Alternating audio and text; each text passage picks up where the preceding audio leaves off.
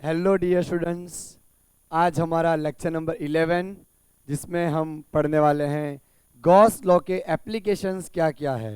क्योंकि last lecture में हमने गॉस थ्योरम और उसके न्यूमेरिकल्स डिफरेंट डिफरेंट किए थे। तो गॉस थ्योरम के न्यूमेरिकल्स तो हमने किए, लेकिन उसकी एप्लीकेशंस क्या हैं, वो कहाँ पे यूज़फुल होते हैं, उसकी चर्चा हम इस लेक्चर में करने वाले हैं।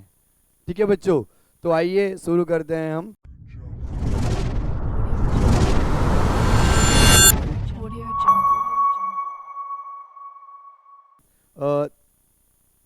लेक्चर नंबर 11 हमारा application of Gauss theorem. Application of Gauss theorem. बच्चों, गॉस थ्योरम जो है वो डिफरेंट डिफरेंट शेप के जो हमारे गॉसियन सरफेसेस होते हैं उनकी वजह से कितना इलेक्ट्रिक फील्ड प्रोड्यूस होता है वो हम पता कर सकते हैं। उसकी वजह से हमारा इनफाइनाइटली रॉड हो गया, फाइनाइट रॉड हो गया, सिलेंडर शेल हो गया, सिलेंडर पाइप यानी, तो उसकी वजह से इलेक्ट्रिक फील्ड कितना प्रोड्यूस हो रहा है वो हम निकाल सकते हैं। ओके, तो बच्चों पहले हम यहाँ पढ़ेंगे कि different different type of shape जो होते हैं गॉसियन शेप, वो कैसे सोर्स ऑफ चार्ज की वजह से बनते हैं। ओके, तो Gauss law is very important tool to calculate electric field due to different different charge distribution. हमारी जो बॉडी होगी उन पे अलग अलग तरीके के चार्ज डिस्ट्रीब्यूट किए होंगे, तो उसकी वजह से मिलने वाला इलेक्ट्रिक फील्ड हमारा कितना होगा वो हम निकाल सकेंगे। ठीक है, तो ये बात हमें ध्यान पे रखनी है और उसी को रेफरेंस में रखते हुए हमें यहाँ पे ये लेक्चर लर्न करना है। तो सबसे पहले हम यहाँ पे डिस्कस करते हैं different shape of Gaussian surfaces. तो मान लो हमारे पास पहले पॉइंट चार्ज है, पॉइंट चार्ज सोर्स। अगर हमारे पास पॉइंट चार्ज है या फिर स्फेरिकल सोर्स है, स्फेरिकल, ओके, तो इस तरह से होगा। ये हमारा पॉइंट चार्ज, इसको भी मैं पॉजिटिवली मान लेता हूं। तो इससे निकलने वाली इलेक्ट्रिक फील्ड लाइंस आउटवर्ड होगी, रेडियली आउटवर्ड। तो ये हमारी electric field lines radially outwards हैं, ये हमने ले ली रेडियली आउटवर्ड। इस तरह से हमारा इलेक्ट्रिक फील्ड बनेगा। तो आप सोचो कि यहाँ पे कैसे टाइप की सर्फेस बनेगी। अगर मैं सारी इलेक्ट्रिक फील्ड लाइन को सर्कुलर फॉर्म में कनेक्ट करूं तो यहाँ पे हमारे कॉन्सेंट्रिक सर्कल्स बनेंगे। ओके, तो इसका मतलब ये हुआ बच्चों कि जब भी हमारा पॉइंट चार्ज हो तो क्या मिलता है, concentric circular Gaussian surface, concentric circular Gaussian surface मिलेगा। Okay, concentric circular Gaussian surface मिलेगी। इसमें पहले ये सरफेस है, उसके बाद ये सरफेस है, और भी हम बना सकते हैं। इस तरीके का हमें कॉन्सेंट्रिक गॉसियन सरफेसेस मिलेंगे। समझ आया ना। अब देखो बच्चों, सेकेंड पॉइंट हम करते हैं। मान लो अगर हमारा इनफाइनाइट लाइन सोर्स हो, लीनियर सोर्स, लाइन सोर्स मतलब हमारा अगर इनफाइनाइटली लीनियर सोर्स हो, ये मैं ले लेता हूं इस तरह से। तो मान लो ये हमारा इनफाइनाइट लाइन सोर्स है, तो इलेक्ट्रिक फील्ड तो हर तरफ निकलेगा, इधर इधर इधर, लाइक दिस, रेडियली हर तरफ निकलेगा। तो क्या होगा, यहां से एक सर्कल बनेगा और आगे जाते हुए और एक सर्कल बनेगा, तो पूरी सिलिंड्रिकल सर्फेस आएगी। अगर मैं यहां से लूं, इधर इधर इधर इधर हर तरफ, ठीक है। सिमिलरली लाइक यहां पे भी बनेगा, इधर इधर इधर इधर, हर जगह पे यहां पे भी बनेगा। तो यहां भी हम इस तरह से इसको डिफाइन कर सकते हैं। ओके, तो अगर इस तरह से हमने सोर्स लिया तो हम उसको डिफाइन कर पाएंगे। इसी तरह से इधर भी लाइन हर जगह पे होगी, तो एक हमारा सिलेंडर बन रहा है। तो अगर हमारा इनफाइनाइट लाइन सोर्स हुआ तो क्या मिलेंगे हमें, कोएक्सियल सिलेंडर्स मिलेंगे, coaxial cylindrical surfaces, coaxial cylindrical Gaussian surfaces. Okay, इस तरह से हमारी सरफेसेस मिलेंगी, कोएक्सियल होंगे और बहुत सारे सिलेंडर मिलेंगे। और अगर मैं थोड़ा आगे और लूं इस तरह से, तो यहाँ पे एक और हमें इस तरह से सिलिंड्रिकल सरफेस मिल जाएगा। ओके, तो बच्चों अगर हमारा सोर्स इनफाइनाइट लाइन सोर्स होगा तो हमें यहाँ पे कोएक्सियल सिलिंड्रिकल गॉसियन सरफेसेस मिलेगा। तो ये बात हमें आइडिया आई। और मान लो अगर हमारा इनफाइनाइट शीट हो, सोर्स में इनफाइनाइट शीट हो, अगर इनफाइनाइट शीट हम लेते हैं,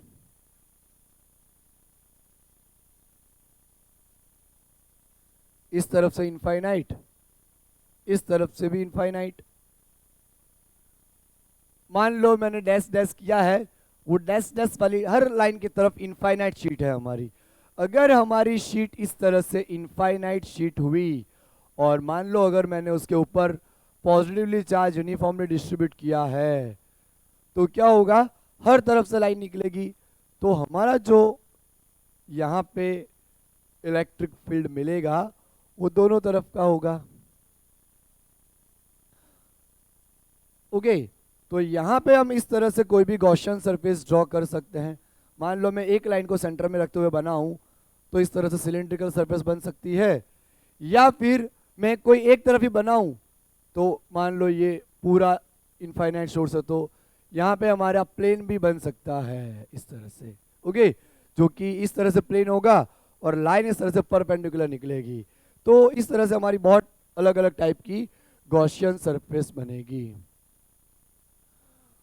अगर बच्चों मैं इनफाइनाइट दूरी पे लूंगा तो प्लेन शीट ही बननी है, गॉसियन सरफेस प्लेन शीट। तो इस तरह से हमें पहले क्या पता होना चाहिए कि जो डिफरेंट डिफरेंट सोर्सेस हैं, उन सोर्सेस की वजह से डिफरेंट डिफरेंट हमारे शेप बनेंगे गॉसियन सरफेस के। एक बार ये आपको आइडिया आया तो फिर हम क्या कर सकते हैं कि जो डिफरेंट टाइप के फॉर्मूला निकालने वाले हैं वो निकाल सकते हैं। तो सबसे पहले हम निकालते हैं जो बोर्ड में आता है। ओके, सीबीएसई बोर्ड में भी आया हुआ है और स्टेट बोर्ड के एग्जाम में भी आता है, तो वो बोर्ड के लिए काफ़ी इंपॉर्टेंट है। और उसका जो फॉर्मूला निकल के आएगा उसके ऊपर से जेई और नीट में क्वेश्चन भी आए हैं। तो ये टॉपिक हमारा काफ़ी इंपॉर्टेंट टॉपिक है, क्योंकि इसके ऊपर से थ्योरी भी आपको डेरिवेशन आ सकता है या उसके न्यूमेरिकल भी आ सकते हैं। तो इसको मैं मिटाता हूँ और वो जो पॉइंट हम करते हैं कि डेरिवेशन पहले हम करेंगे। ठीक है, किसका डेरिवेशन करेंगे, तो इनफाइनाइटली लॉन्ग स्ट्रेट वायर की वजह से मिलने वाला इलेक्ट्रिक फील्ड।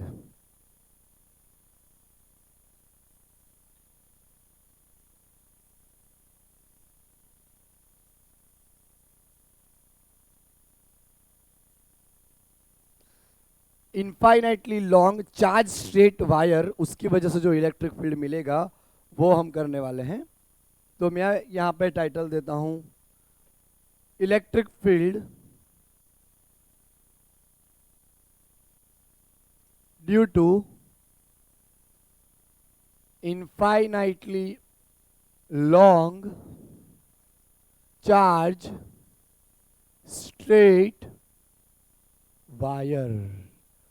तो बच्चों वापस बता रहा हूं, इसका डेरिवेशन बोर्ड के लिए इंपॉर्टेंट है। ओके, अब हमारे पास यहाँ पे एक वायर है इस तरह से, जो कि इनफाइनाइटली लॉन्ग है। इस तरह से मैं बनाऊंगा वायर जो ऊपर से भी इनफाइनाइट, इस तरह से डैश डैश करके आपको बता रहा हूं, इस तरह से ऊपर से भी इनफाइनाइट है और नीचे से भी इनफाइनाइट है, लॉन्ग स्ट्रेट वायर। और बट ऑब्वियसली उसके ऊपर हमने पॉजिटिव चार्ज रखा हुआ है इस तरीके से। तो यहाँ पे कौन सी गॉसियन सरफेस बनेगी वो पहले हम डिफाइन करते हैं। तो बच्चों यहाँ पे अगर मैं डिफाइन करूँ तो इस तरह से, अभी हमने देखा कि सिलेंडर बनता है, तो यहाँ पे हमारा एक सिलिंड्रिकल सरफेस बन जाएगी इस तरह से।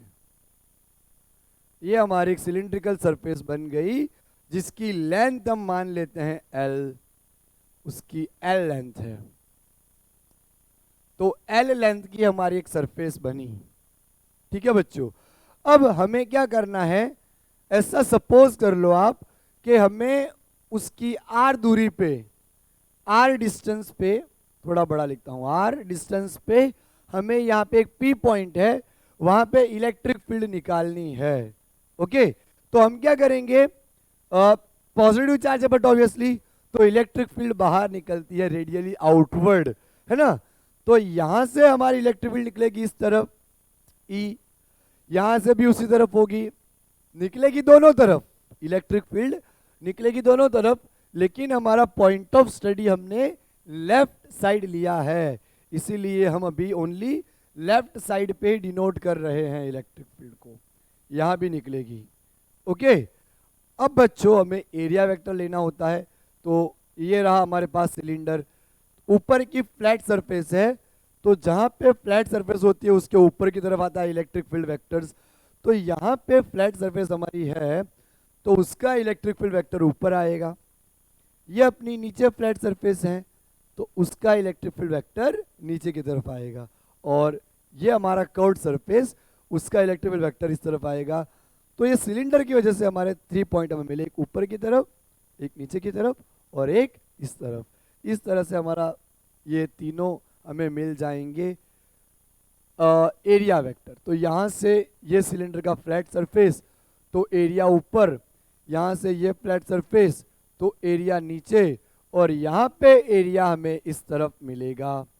तो मैं अगर पॉइंट डिफाइन कर दूं, यहाँ पे 90 मिल रहा है एंगल, यहाँ भी एंगल 90 मिल रहा, यहाँ पे एंगल 0 मिल रहा, तो पॉइंट हमारे यहाँ पे हो गए पॉइंट नंबर 1, पॉइंट नंबर 2 और पॉइंट नंबर 3। ओके बच्चों, तो डायग्राम आई होप आपको अच्छे से समझ आया कि हमने क्या किया, एक गॉसियन सरफेस कंसीडर करी जो कि सिलेंड्रल टाइप की है, सिलेंड्रिकल है, और हमने पहले तो एरिया जो है उनके 3 एरिया हम लेते हैं सिलेंडर में, जो लेते आ रहे हैं वो हमने लिए, और इलेक्ट्रिक फील्ड दोनों तरफ होता है, लेकिन हमारा point of study left side है तो हमने उसको लेफ्ट साइड कंसीडर किया है। ओके, अब बच्चों आपको बोर्ड में थोड़ा डिस्क्रिप्शन लिखना पड़ता है, तो आप क्या लिख सकते हो, आप लिख सकते हो कि consider a infinitely large long straight charge wire of a lambda linear charge density, हमारी चार्ज डेंसिटी यहाँ पे लैम्बडा आएगी। ठीक है बच्चों, तो और हम लिख सकते हैं consider a Gaussian surface of area delta S which is 2 pi R L of L length, हमने यहाँ पे एल लेंथ की यहाँ पे सरफेस ली हुई है, तो मैं लिखूंगा यहाँ पे consider a Gaussian surface of L length of surface area, जो कर्व्ड पार्ट है हमारा उसका surface area delta S is equal to 2 pi R H आता है, लेकिन यहाँ लेंथ हमारी एल है तो हम उसको एल ले लेंगे, ये हमारा एरिया आ गया 2 पाई आर एल।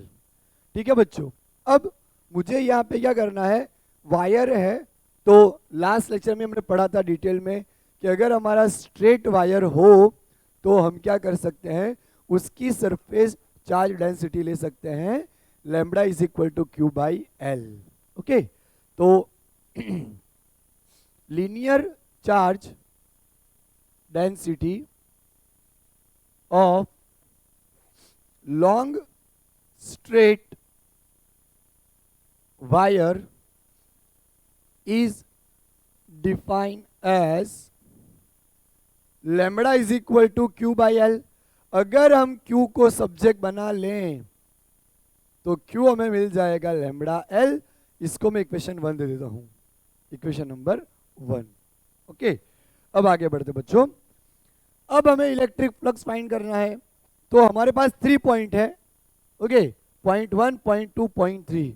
आप बच्चों देखो कि पॉइंट 1 और पॉइंट 2 पे परपेंडिकुलर बन रहा है, देखो इलेक्ट्रिक फील्ड इस तरफ और एरिया इस तरफ, 90 डिग्री बना, यहाँ पे इलेक्ट्रिक फील्ड इस तरफ, एरिया इस तरफ, 90 डिग्री बना, यानी दोनों तरफ 90 90 बना तो cos 90 हो जाएगा। तो मैं यहां लिखूंगा electric flux associated at points 1 and 2 be defined as delta phi 1 is equal to delta phi 2 is equal to E delta S cos theta. Okay, लेकिन E डेल्टा S के बीच में एंगल 90 बन रहा है, तो delta phi 1 is equal to delta phi 2 is equal to E delta S cos 90. cos 90 है तो 0 हो जाएगा, बट ऑब्वियसली तो यहां पे हमें फ्लक्स मिल गया 0, फाई 1 और फाई 2 की वजह से हमें फ्लक्स मिल गया 0. अब हम निकालेंगे फ्लक्स पॉइंट नंबर 3 पे. तो electric flux at point 3 is given by delta phi 3 is equal to, अब देखो दोनों एक ही तरफ है, इलेक्ट्रिक फील्ड और surface area, E delta S cos theta. As both are in the same direction, we can substitute cos 0. cos 0 आ जाएगा और cos 0 की वैल्यू आएगी अपनी 1. तो डेल्टा फाई 3 अपना मिल जाएगा E डेल्टा S इस तरह से. ओके, अब हम बच्चों टोटल फ्लक्स लेंगे. तो net flux linked with surface is given bye, जब हम टोटल फ्लक्स निकालेंगे तो तीनों फ्लक्स का एडिशन करेंगे, phi 1 plus phi 2 plus phi 3. यहां अगर फाई 2 ले लूं, यहां फाई 3 ले लूं, तो फाई हमें क्या मिलेगा, फाई 1 हमारे पास है 0, फाई 2 भी हमारे पास 0 है और फाई 3 हमारे पास है E डेल्टा S. ओके, अब देखो बच्चों, फाई हमें यहां पे कितना मिल जाएगा, E डेल्टा S क्या है, ये रहा 2 पाई RL, 2 पाई RL. अब यहां पे ध्यान देना बच्चों, गॉस लॉ में पता है. ओके, गॉस लॉ क्या है बेटा हमारा, गॉस लॉ है Q अपन एप्सिलॉन नॉट, उसका फॉर्मूला. ओके, तो अकॉर्डिंग टू गॉस थियरम क्या आएगा, phi is equal to Q upon epsilon naught. अगर हम उसको रिप्लेस कर दें तो that will be Q upon epsilon naught E 2 pi RL. But from equation 1 हमारा क्या है बच्चों, लैम्बडा L.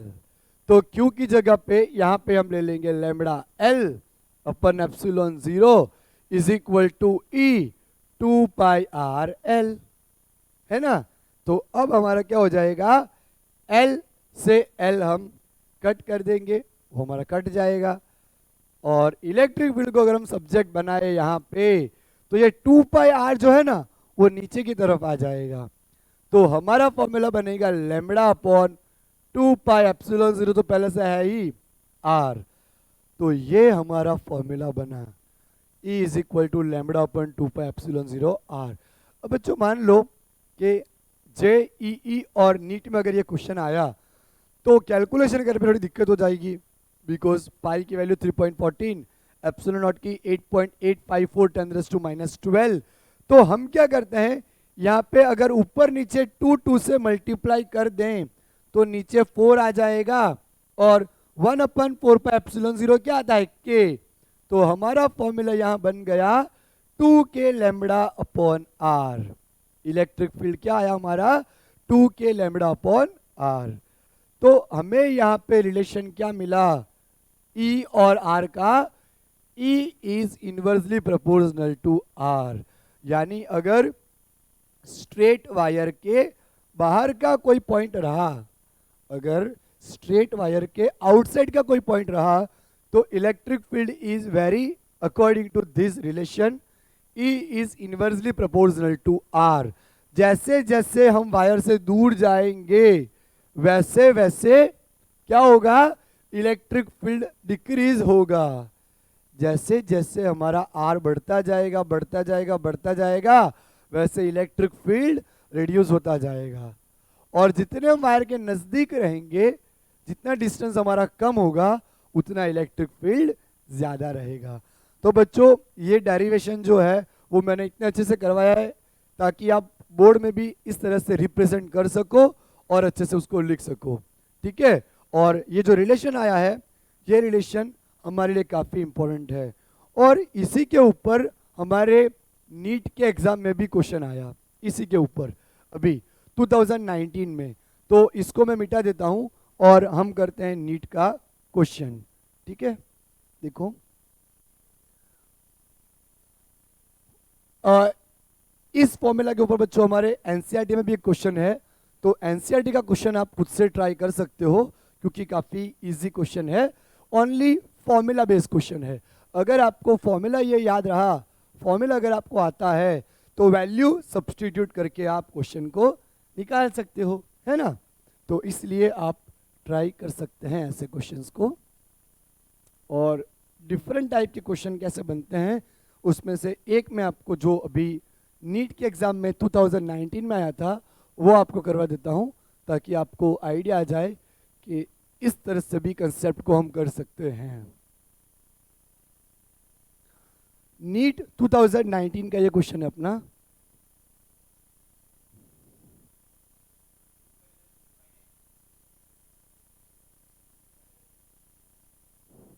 मैं यहां पे क्वेश्चन लिख रहा हूं। Two parallel infinite line charges with linear charge densities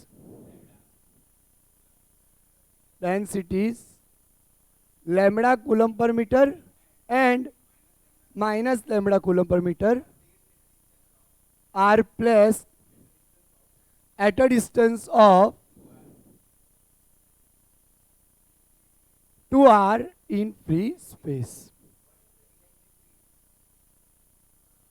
What is the electric field? हमें दोनों के मिड पॉइंट पे इलेक्ट्रिक फील्ड फाइंड करना है। What is the electric field midway between the two line charges? ये हमारा क्वेश्चन है बच्चों। मैं यहाँ पे ऑप्शंस लिखता हूं तो आप खुद भी ट्राई करो एक बार। ऑप्शन ए 0 लगा देते हैं, option B 2 lambda upon pi epsilon 0 capital r, lambda upon pi epsilon 0 r, और third lambda upon 2 pi epsilon 0 r. ये हमारा क्वेश्चन है। अब देखो मैं यहां पे बनाता हूं two surfaces sorry two linear charges density plus lambda और माइनस लैम्बडा। इसके ऊपर अपना प्लस लैम्बडा है, इसके ऊपर माइनस लैम्बडा है। तो बच्चों बट ऑब्वियसली इलेक्ट्रिक फील्ड हमारा कहां से होगा? प्लस से माइनस की तरफ। ये जो दूरी है उसमें मैं मिड पॉइंट यहां बनाता हूं P, इसका डिस्टेंस हमारा R है और इसका R, तभी तो टोटल जाके 2R होगा ना। हमें बोला है 2R distance in free space, दोनों के बीच का जो फ्री स्पैन गिर गया, दोनों के बीच का जो फ्री स्पेस है वहां पे हमारा क्या आ जाएगा? Total distance 2R। इतना R और ये R टोटल मिला के क्या होगा? 2R। ठीक है, तो हमें यहां पे निकालना है। अब बच्चों मान लो ये पॉइंट यहां पे आता, ठीक है, ये पॉइंट हमारा यहां पे आता, हमें यहां निकालने को बोलते, तो पॉजिटिव की वजह से इलेक्ट्रिक फील्ड बाहर निकलता और नेगेटिव की वजह से फील्ड अंदर आता। ओके, ठीक है, लेकिन बोला कहाँ है? सेंटर पॉइंट पे है। तो दोनों का इलेक्ट्रिक फील्ड किस तरह से होगा? तो आपको 1 मिनट देता हूं, आप ट्राई कर सकते हैं, फिर मैं करवाता हूं।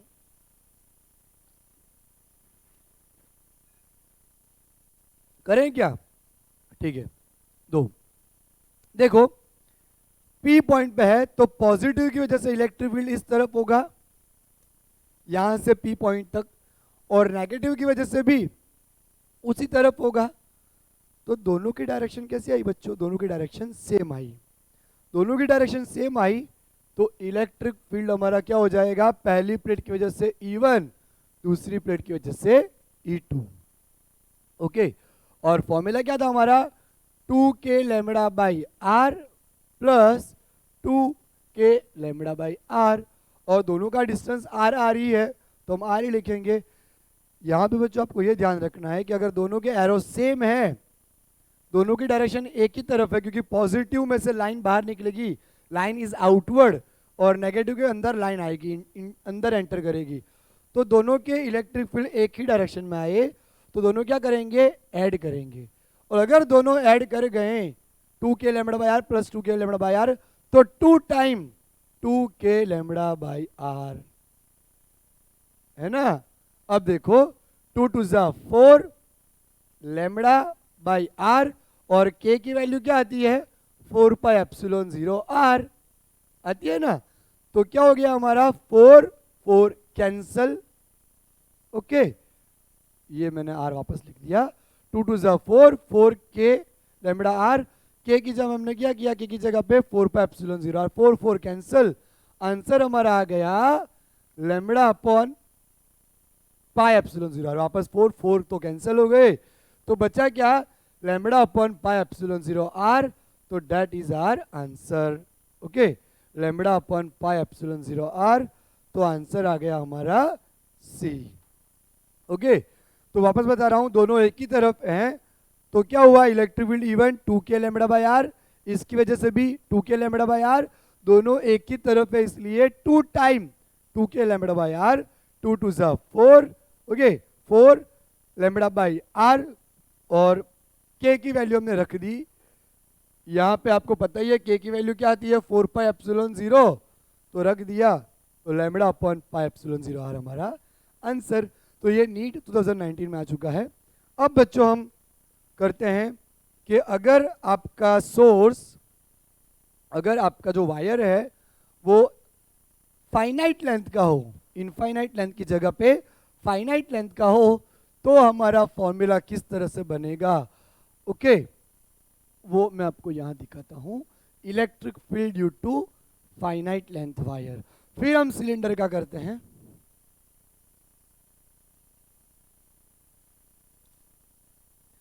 देखो, electric field due to finite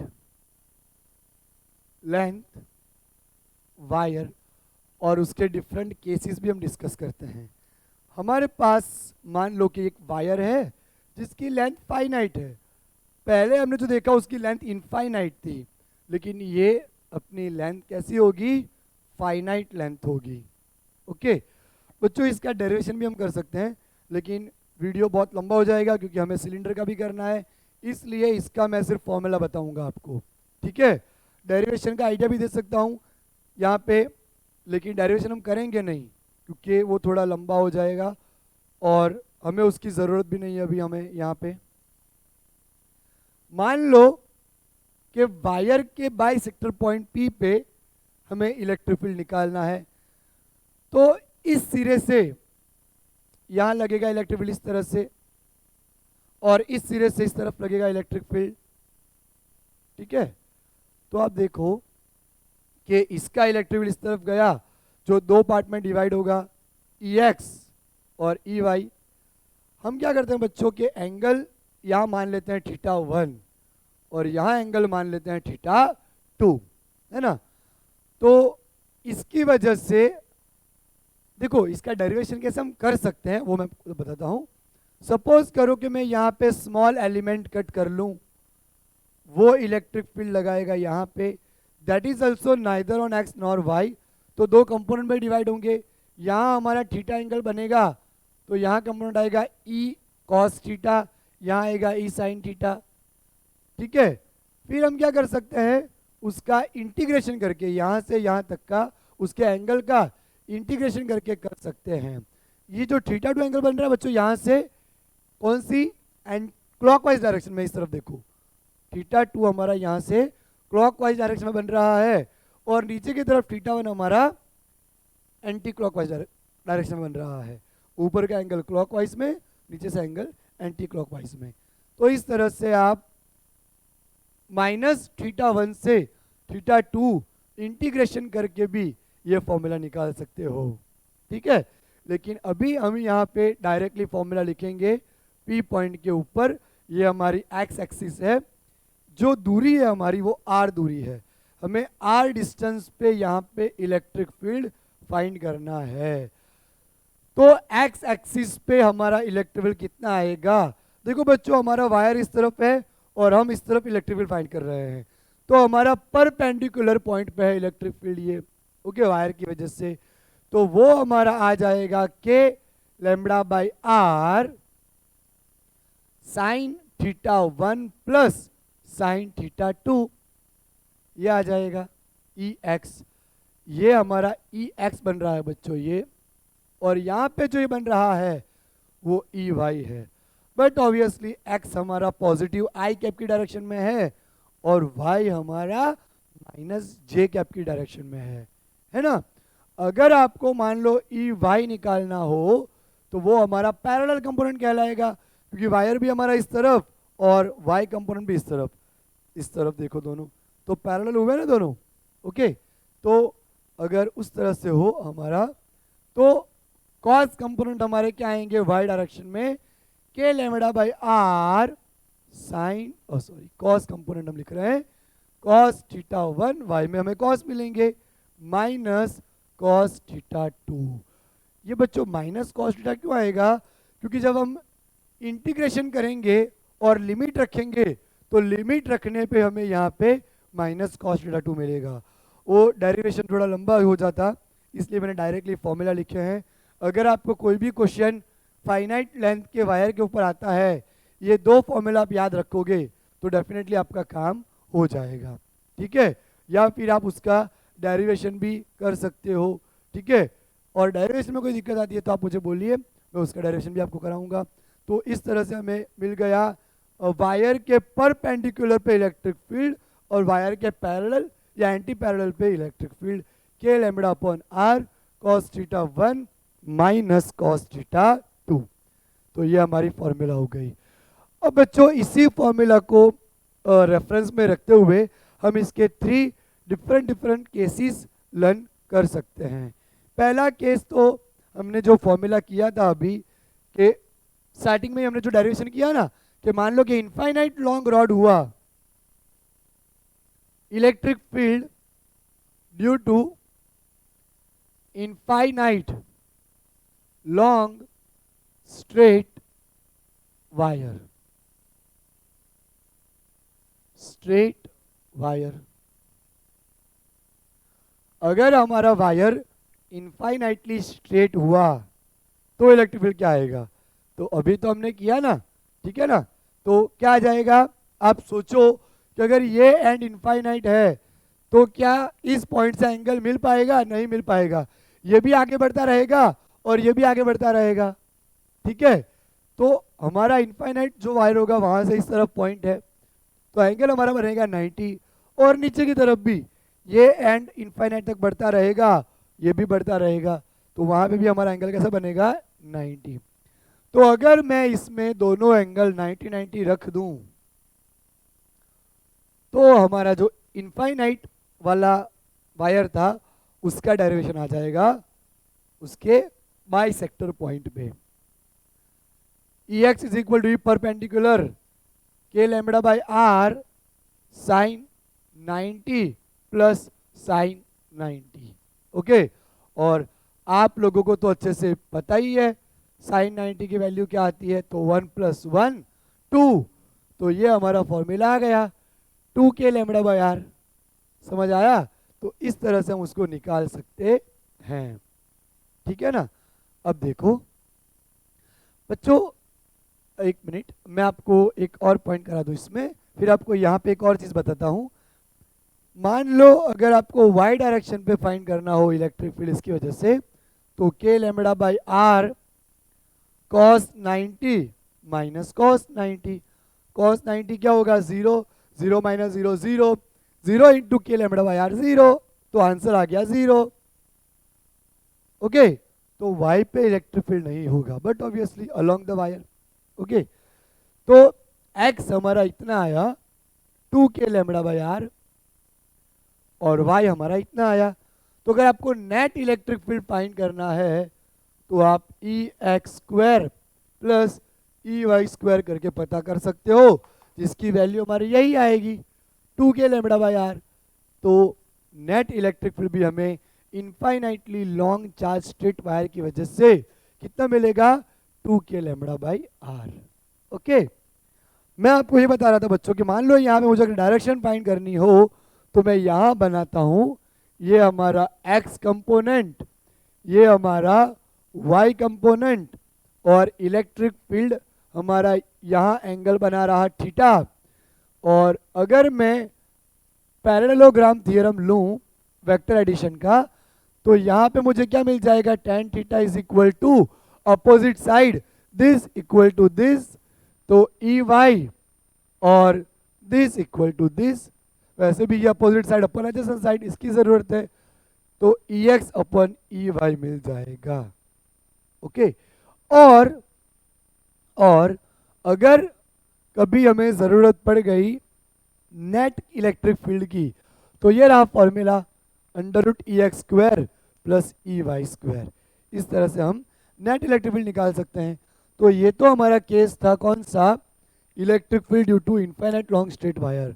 अब मान लो अगर एक तरफ से हमारा वायर जो है वो फाइनाइट रहा और दूसरी तरफ से इनफाइनाइट रहा, तो उसको क्या बोलेंगे हम, सेमी फाइनाइट वायर। तो सेमी फाइनाइट वायर रहा तो क्या आता है फॉर्मूला, वो मैं यहाँ पे आपको डिराइव करके बताता हूँ। इसको डायग्राम को मिटा देते हैं, क्योंकि अब हमारा जो वायर है वो सेमी फाइनाइट वायर रहेगा। इसको भी हम मिटा देते हैं। ये फॉर्मूला मैं रखता हूं, बाकी का इसको मिटा देता हूं।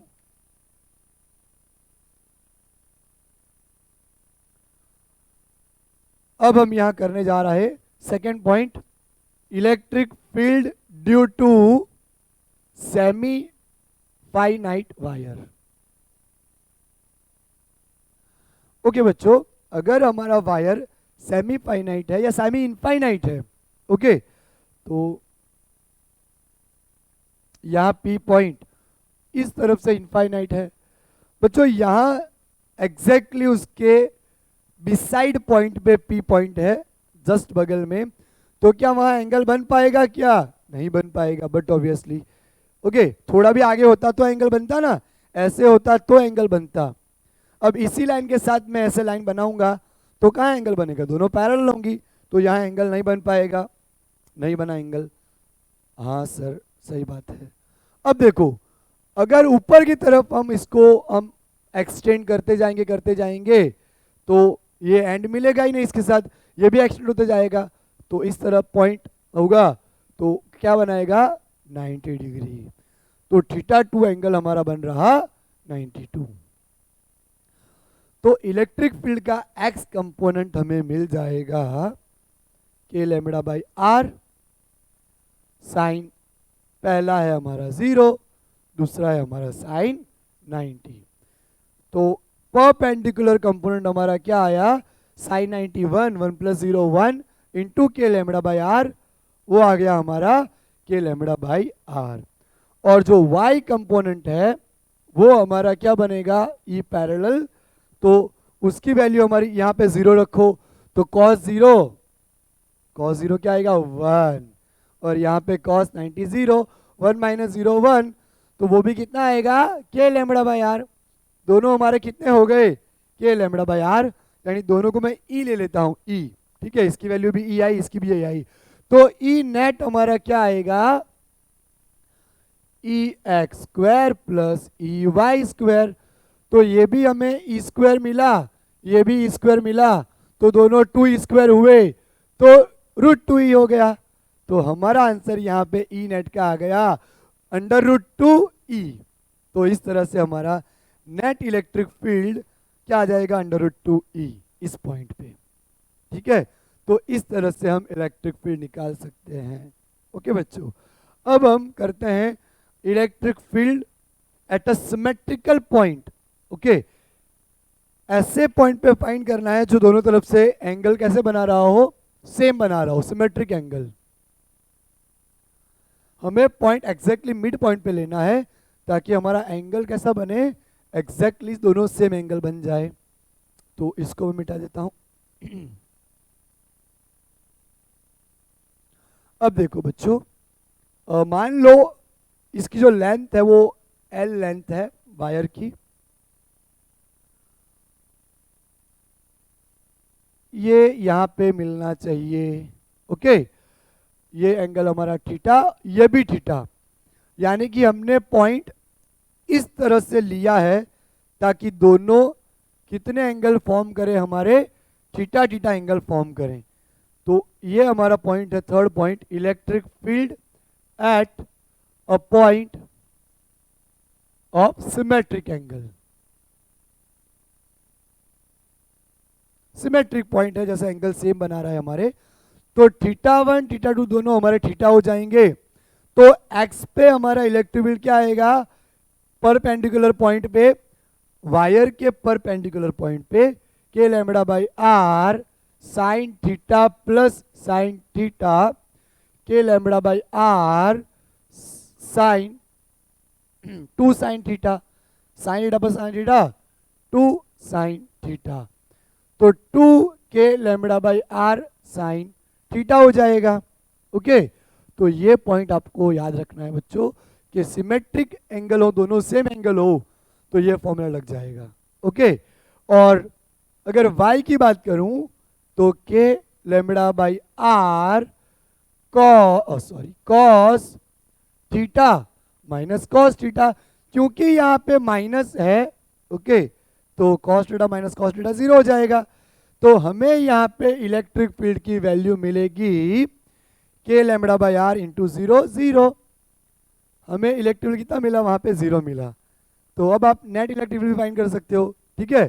तो इस तरह से अगर हमारे सिमेट्रिक एंगल रहे तो ये हम पता कर सकते हैं, ओके।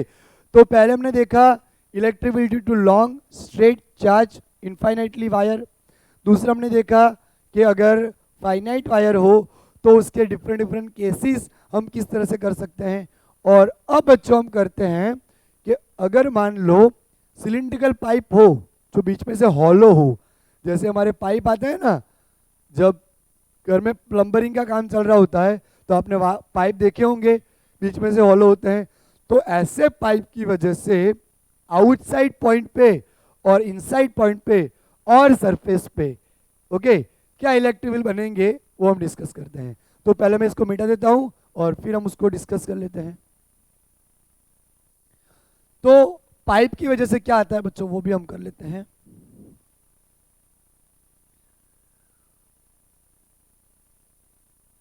तो electric field due to long straight charged hollow pipe, या फिर आप बोल सकते हो शेल। तो electric field due to long cylindrical infinitely charged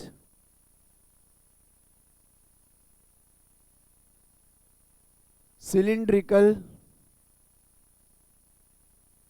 pipe और शेल, ओके बच्चों, हमें इसका इक्वेशन डिराइव करना है और इसके कंसेप्ट हमें समझने हैं। तो मान लो हमारे पास ऐसी एक शीट है, ये देखो, जो कि अंदर से हॉलो है, अंदर से हॉलो है। तो पहले हम क्या करेंगे, इसकी सतह पे, इसकी सरफेस पे हम चार्ज लेंगे, उसके आउटसाइड पे फाइंड करेंगे, उसकी सरफेस पे फाइंड करेंगे, और उसके इनसाइड पॉइंट पे कहीं पे हम एक छोटा सा गॉसियन सरफेस कंसीडर करके उसके ऊपर भी फाइंड करेंगे। तो वो हम यहाँ पे डिराइव करते हैं।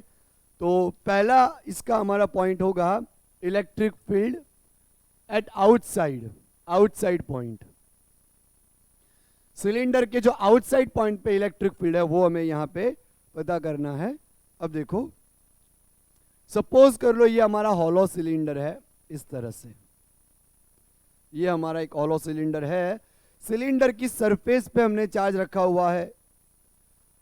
ये जो सिलेंडर है ना बच्चों, उसकी जो रेडियस है वो हमारी कैपिटल आर है, लेकिन हमें जो पता करना है उसके आउटसाइड पॉइंट पे पता करना है। तो आउटसाइड पॉइंट पे मैं एक सिलेंडर बना लेता हूं। ये जो ब्लू कलर का मैं सिलेंडर बना रहा हूं इस तरह से, वो हमारा यहाँ पे P पॉइंट आउटसाइड पॉइंट पे, ये आपने मान लो सेंटर ऑफ एक्सिस है हमारी, और यहाँ पे स्मॉल r डिस्टेंस पे हमें पता करना है कि इलेक्ट्रिक फील्ड कितना होगा। ओके, तो हम क्या करेंगे बच्चों, यहाँ पे भी गॉस लॉ अप्लाई करेंगे। मान लो कि ये हमारा सिलेंडर है जो अंदर से हॉलो है, तो इसका एरिया वेक्टर इस तरफ, इसका एरिया वेक्टर इस तरफ, और पॉइंट ऑफ स्टडी इस तरफ, तो इसका एरिया वेक्टर इस तरफ। तो ये दो तो बच्चों 90 डिग्री फॉर्म करेंगे। एरिया वेक्टर यहाँ पे इलेक्ट्रिक फील्ड इस तरफ, यहाँ पे तो इलेक्ट्रिक फील्ड इस तरफ होगा, पॉजिटिव चार्ज है, इलेक्ट्रिक फील्ड इस तरफ। तो फर्स्ट पॉइंट सेकंड पॉइंट पे तो 90 डिग्री बनेंगे, सिर्फ फ्लक्स हमारा जो थर्ड पॉइंट है उसकी वजह से ही लिंक करेगा। ठीक है ना बच्चों, तो यहाँ पे तो मैं ले रहा हूँ cos 90, फ्लक्स सिर्फ 0.3 पे लिंक कर रहा है, तो flux link due two cylinder is given bye, अब देखो बच्चों कितना फ्लक्स यहाँ पे लिंक कर रहा है हमारा, phi is equal to E delta S. Phi is equal to E delta S हमारा क्या आएगा, गॉसियन सरफेस वाली जो सरफेस है उसका हमें एरिया लेना है 2 पाई आर एल, इसकी लेंथ हम एल मान लेते हैं।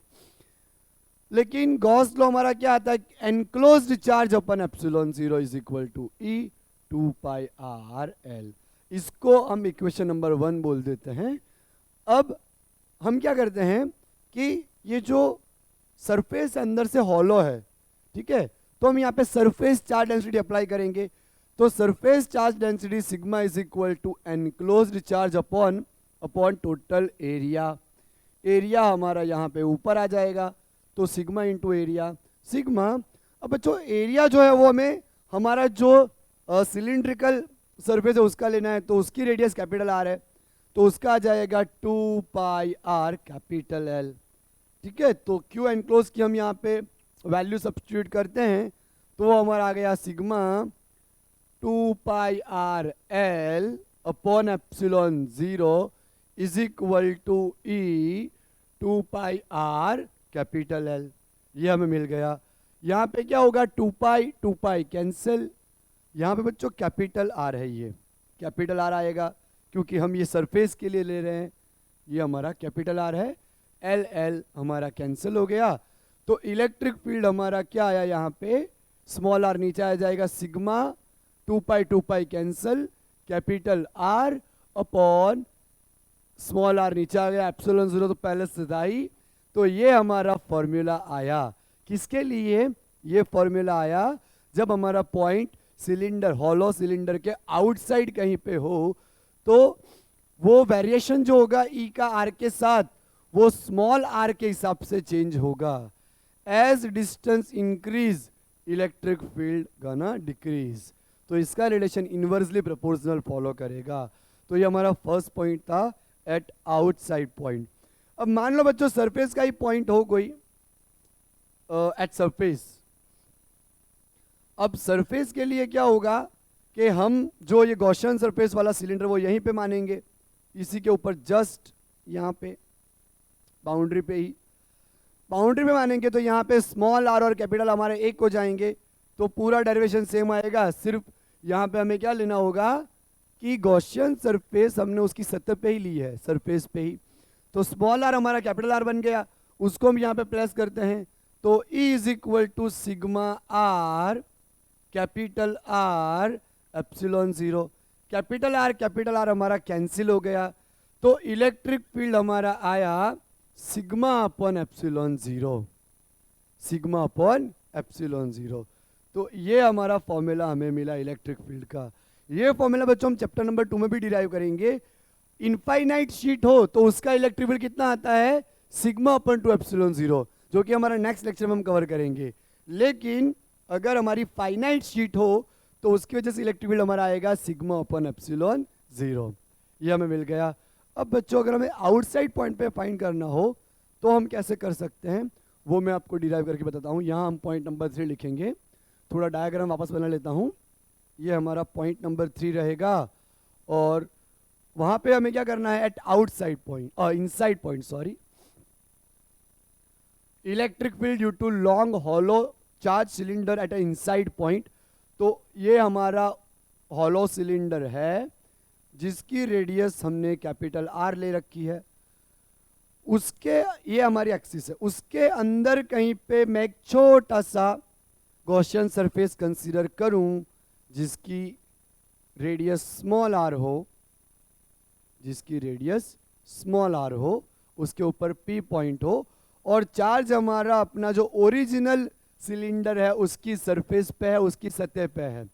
ठीक है, तो अब क्या होगा कि ये पॉजिटिव चार्ज पूरा हमारा डिस्ट्रीब्यूट हो रखा है।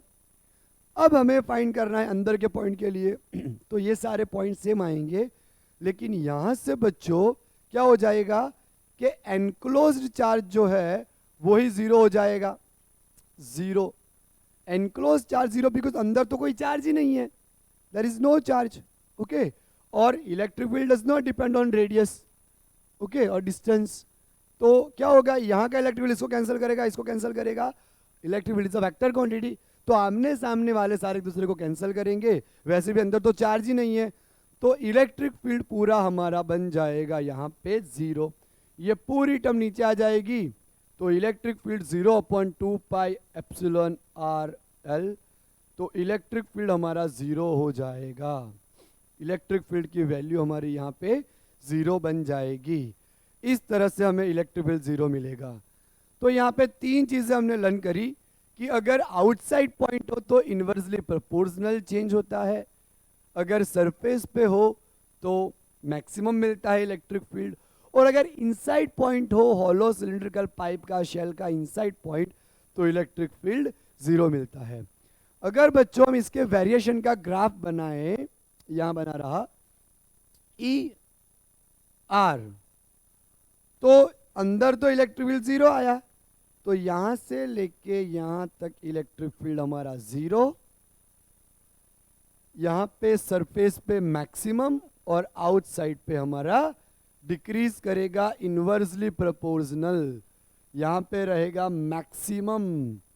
ओके, तो ये मैंने जो ग्राफ बनाया है स्टूडेंट्स, उसमें ये हमारा इनसाइड पॉइंट है, ये हमारा आउटसाइड पॉइंट के लिए, और ये सरफेस के लिए। समझ आई ना बेटा बात? तो इस तरह से हम हॉलो सिलेंडर के लिए भी जिस तरह से इनफाइनाइटली लॉन्ग पाइप हो, उसी तरीके से हम इसके लिए भी डिराइव कर सकते हैं। तो ये मैंने आपको दिखाया पाइप का। ठीक है बच्चों, अब हम नेक्स्ट लेक्चर में डिस्कस करेंगे कि अगर इनफाइनाइटली शीट हो तो किस तरह से कर सकते हैं, या फिर हमारे पास शेल हो, हॉलो शेल, उसके लिए हम कैसे करेंगे वो भी डिस्कस करेंगे। ठीक है बच्चों, तो थैंक यू एवरीवन पूरा लेक्चर अच्छे से देखने के लिए। और नेक्स्ट लेक्चर में हम जो लर्न करेंगे वो भी नीट और जेईई की एग्ज़ाम के लिए काफ़ी इंपॉर्टेंट होगा। तो प्रिपरेशन करते रहिए अपनी। All the best for your preparation. मिलते हैं, बाय।